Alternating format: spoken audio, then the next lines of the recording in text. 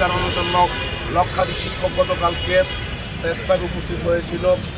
সেখানে আমাদের শিক্ষকদের উপর যে বল প্রয়োগ করা হয়েছে যা অত্যন্ত ন্যাক্কারজনক, এটা আমরা সরকারের কাছ থেকে প্রত্যাশা করিনি। সরকার যদি প্রশাসন যদি একটু ধৈর্য ধারণ করত, অতিরিক্ত বল প্রয়োগ না করত, তাহলে হয়তো পরিস্থিতি আরও অনেক সুন্দর হতো, আমরা প্রশাসনের হয়তো অ্যাপ্রিসিয়েট করতে পারতাম। কিন্তু দুঃখজনক হলো সত্য, আমাদের কয়েকজন সহযোদ্ধাকে কালকে পিটিয়ে রক্তাক্ত করা হয়েছে, তাদের কাপড় ছিঁড়ে ফেলা হয়েছে, অনেককে বিভিন্নভাবে আঘাত করে তাদেরকে আহত করা হয়েছে। আমরা তীব্র নিন্দা জানিয়েছি।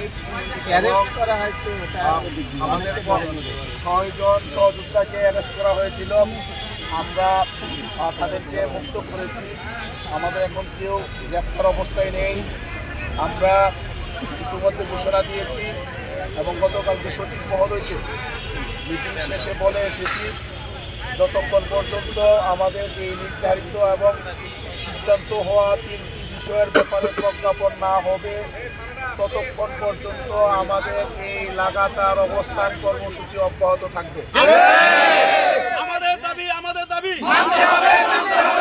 আমাদের দাবি মানতে হবে।